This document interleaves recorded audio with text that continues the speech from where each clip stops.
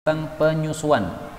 Yang dimaksud penyusuan ini adalah seorang ibu yang menyusui anak yang bukan anaknya sampai menyebabkan anak itu jadi mahram terhadap ibu tadi, ya, yaitu menjadi anak susuan dan ibunya menjadi ibu susuan, dan anak-anaknya ibu tadi itu statusnya sebagai saudara-saudara susuan bagi bayi yang disusui tadi.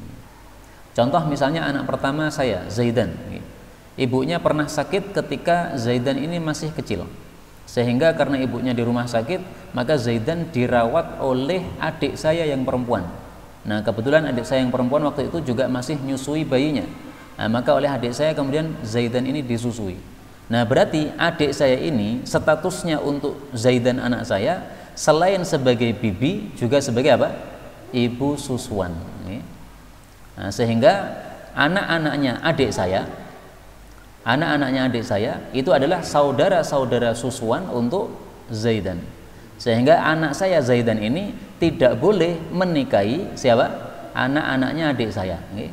Sepupuan kan itu kan, sebenarnya sepupu itu bukan mahram, boleh saling menikah, tapi gara-gara anak saya disusui oleh adik saya ini, maka dia tidak boleh menikahi saudara-saudara sepersusuan tadi. Nah, itu yang dimaksud pada bab tentang radha atau penyusuan ini.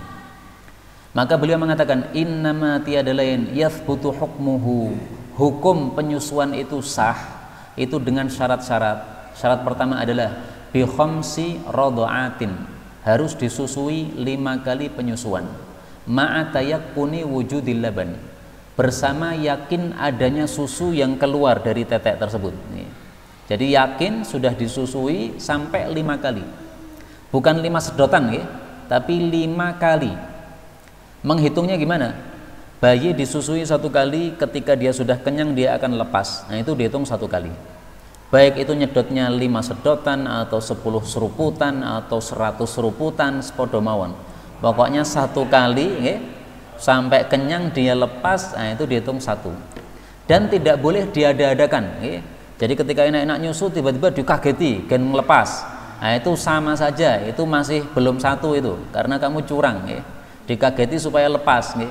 Nah, maka itu belum dihitung 1, itu masih lanjut lagi, karena dia melepasnya bukan karena kenyang ya.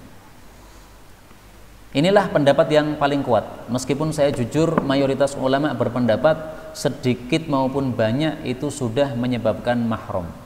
Jadi misalnya disusui dengan 1 sendok susu saja, menurut mayoritas ulama itu sudah langsung jadi mahramnya. Tapi yang kita pakai di sini adalah hadis Nabi Muhammad SAW riwayat Imam Muslim, bahwasanya Aisyah menyebutkan dulu turun wahyu mengatakan bi khamsin ma'lumatin, penyusuan yang menyebabkan mahram harus 5 kali susuan yang diketahui. Artinya kalau masih diragukan itu belum menyebabkan mahram. Misalnya ibu yang menyusui ditanya, berapa kali kamu menyusui? Berapa ya? Kalau enggak 4 ya 5. Nah, itu berarti belum menyebabkan mahram, karena belum maklum, belum diketahui. 4 atau 5 berarti kan ragu-ragu kan? Tapi kalau dia ragu-ragu 5 atau 6, nah ini sudah termasuk menyebabkan mahram. Syarat yang kedua, wa kaunur radhi qabla al-fitam, si bayi belum disapih. Maksud kata-kata belum disapih itu maksudnya adalah belum lebih dari usia 2 tahun. Jadi yang paling inti itu bukan sapihannya, tapi apa? Usianya. Usianya berapa dia? Kalau usianya adalah 2 tahun lebih, maka sudah tidak dianggap sebagai penyusuan yang sah. Tapi kalau dia itu di bawah 2 tahun, meskipun sudah disapih, jadi mungkin 1 tahun sudah disapih, nah, kemudian ibunya sakit, karena ibunya sakit dirawat oleh orang lain, ternyata disusui masih mau, nah itu tetap masih sah sebagai penyusuan. Kenapa yang paling inti adalah 2 tahun? Karena Allah Subhanahu wa taala menyebutkan dalam Al-Qur'an, wal walidatu yurdi'na auladahunna haulaini kamilaini. Ibu-ibu itu menyusui anak-anaknya selama 2 tahun sempurna. Berarti 2 tahun ini masih masa penyusuan. Berarti kalau disusui pada masa itu penyusuannya sah. Nah, maka kata-kata ini qabla al-fitam, sebelum disapih, ini harus dipaham. Ini maksudnya sebelum 2 tahun. Wa yahrumu bihi, kalau sudah disusui dengan 2 syarat tadi, ya, sudah 5 kali susuan dan bayinya masih di bawah 2 tahun atau 2 tahun ke bawah, maka menyebabkan haram ma yahrumu minan nasab, sebagaimana menyebabkan mahram karena nasab.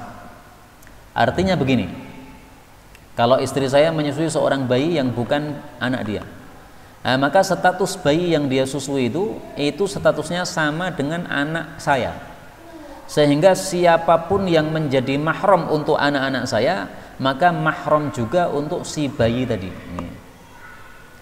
Anak saya mahram dengan ibu saya, berarti bayi tadi mahram juga dengan ibu saya. Anak saya mahram dengan adik perempuan saya, berarti bayi tadi mahram juga dengan adik perempuan saya. Terus jadi menyebar banyak sekali. Pokoknya statusnya itu seolah-olah dia itu anak betul-betul bagi si ibu yang menyusui tadi, sehingga dia menyebabkan apa? Mahram dengan yang lain-lain. Tapi ini hanya dari sisi mahram. Kalau dari sisi ahli waris tidak sama sekali. Ibunya yang menyusui mati, ini anak yang disusui tidak dapat warisan. Karena ini hanya bicara masalah mahram, bukan bicara masalah warisan. Wa yuqbalu, dan diterima qaulul murdi'ah, perkataan atau pengakuan wanita yang menyusui. Maksudnya gini, kalau ada seorang wanita mengatakan, saya sudah menyusui bayi ini 5 kali, maka harus diterima. Tidak boleh kita mengatakan, apa buktinya, saksimu mana, kalau nggak ada saksinya nggak diterima. Nggak perlu begitu. Cukup dia mengatakan saya menyusui 5 kali, itu sudah diterima. Kecuali kalau perempuan tersebut perempuan yang gila misalnya. Nah, kalau dia orang gila, maka tentu saja perkataannya tidak diterima, karena dalam segala hal orang gila perkataannya memang tidak diterima, tidak dianggap sebagai perkataan yang sah. Ini ada kasus seperti ini, Pak. Kasusnya diriwayatkan oleh Imam Bukhari. Ada seorang sahabat Nabi bernama Uqbah bin Harith. Dia sudah terlanjur menikahi seorang wanita namanya Ummu Yahya. Setelah menikah, punya anak, tiba-tiba ada seorang wanita nggak dikenal. Wanita ini mengatakan, loh, kok nikah itu gimana? Kalian berdua ini sudah saya susui. Jadi kamu Uqbah pernah saya susui, kamu Ummu Yahya pernah saya susui juga. 2 orang ini pernah saya susui semua, nggak boleh menikah. Maka karena diberitahu kayak gitu, kaget, akhirnya dia tanya kepada Nabi SAW. Nabi menjawabnya ringkas, kaifa waqad qila, bagaimana lagi wong sudah dikatakan gitu, ya sudah, ceraikan saja istrimu. Fafaraqaha Uqbah, maka akhirnya dicerai oleh Uqbah, padahal sudah punya anak, Pak. Dicerai. Tapi memang zaman dulu itu cerai sesuatu yang biasa, dan wanita kalau sudah dicerai maka langsung orang-orang antri dan ngitung hari hanya dia boleh dilamar. Akhirnya wanakahat zaujan ghairah, istrinya pun akhirnya menikah dengan suami yang lain, dan Uqbah ini menikah dengan wanita yang lain juga.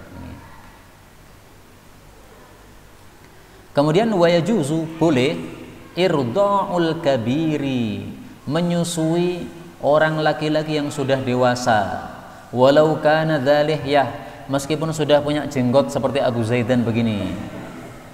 Litajwidzin nadhar, supaya boleh melihat kepadanya. Ini perkataan terakhir saya kasih tanda kurung supaya diketahui bahwa ini adalah pendapat yang lemah, jangan diikuti. Karena kalau diikuti rusak nanti. Dulu pernah di Mesir ada seorang syekh dicopot dari jabatannya. Kenapa? Karena kasih fatwa kayak begini. Ada seorang laki-laki bilang kepada syekh, ya syekh, saya bekerja di kantor cuma berdua, laki-laki sama perempuan. Ini kan haram begini, ini khalwat namanya.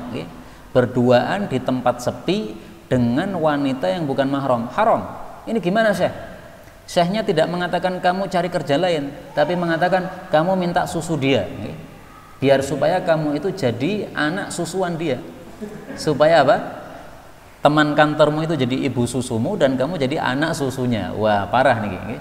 Nah, maka akhirnya dia dicopot dari jabatan sebagai syekh, katanya wallahu alam bisawab. Ini cerita dari Mesir nih. Lah, apakah ada dalilnya ini? Kok beliau mengatakan boleh seperti ini? Ada, dalilnya ada. Tapi mari kita baca perlahan-lahan hatinya. Apa dalilnya ini? Dalilnya adalah ada seorang laki-laki bernama Abu Hudzaifah. Dia punya istri. Istrinya ini mengambil anak angkat. Kemudian anak angkatnya ini namanya Salim. Lama-lama kan dewasa. Nah, ketika sudah dewasa, tentu saja dia tidak mahram dengan ibu angkatnya kan. Padahal rumahnya hanya satu, tidak punya rumah yang lain. Sehingga kalau mau dipisah rumah itu ya nggak bisa, rumahnya cuma satu saja. Nah, maka Abu Hudzaifah ini kalau melihat istrinya lagi berdua dengan anak angkatnya itu di dalam rumah, itu jadi wajahnya berubah, cemburu gitu. Kenapa? Karena ini Salim sudah semakin dewasa, sudah mulai jenggotan. Nah, maka akhirnya ketika disampaikan kepada Nabi SAW, Nabi mengatakan, ardi'ihi, kamu susui Salim itu, hatta yadkhula alaik, supaya dia itu bebas keluar masuk ke rumahmu tanpa kamu harus pakai jilbab. Maka istrinya Abu Hudzaifah ini mengatakan, ya Rasulullah, dia itu sudah jenggotan, masa saya susui? Maka Nabi mengatakan, saya tahu dia sudah jenggotan, pokoknya suswono. Akhirnya disusui 5 kali, kemudian menjadi sah, menjadi mahram. Nah, itu dalilnya sahih. Tetapi mayoritas para ulama mengatakan ini hukum khusus untuk kasus tersebut atau kasus yang serupa dengannya. Saya ulangi lagi, hadits ini meskipun sahih, tapi hukumnya khusus untuk kasus tadi atau kasus yang serupa dengannya. Contohnya misalnya panjenengan ada yang tidak punya anak, akhirnya merawat anak apa? Anak angkat. Nah, anak angkat ini dirawat sejak bayi, sehingga sudah hubungannya dengan panjenengan itu seperti anak sendiri. Nah, kalau sudah seperti itu, ketika sudah dewasa kemudian diberitahu ternyata ini bukan bapaknya, bukan ibunya, kan jadi kaget. Nah, kemudian tidak boleh masuk ke rumahnya berduaan dengan ibu tersebut, atau kalau perempuan tidak boleh berduaan dengan bapak angkatnya. Ini menyusahkan. Kalau tidak ada rumah yang lain dan menyebabkan susah seperti itu, maka boleh diterapkan seperti ini. Tapi kalau panjenengan kaya bisa bangun rumah lain, jangan diterapkan. Karena panjenengan bisa bangun rumah di sebelah, anak angkat panjenengan taruh di rumah sebelah tadi, karena punya duit. Ini kasus ini Abu Hudzaifah orangnya tidak kaya, dia punyanya satu rumah saja, sementara dia harus merawat Salim tadi, tidak bisa memberikan tempat yang lain. Nah, maka oleh Nabi diberikan apa? Keringanan. Nah, maka hukum keringanan ini jangan dilebar-lebarkan kepada hal-hal yang lain. Tiba-tiba panjenengan ketemu seorang perempuan di bis, ya, duduk di sebelahnya, saya pengen jadi apa? Anak susun jenengan, ora oleh. Rusak kalau begitu. Jaluk mimi, napa niku? Ngawur niku, susah kalau gitu. Wallahu a'lam bishawab, walhamdulillahirabbil alamin.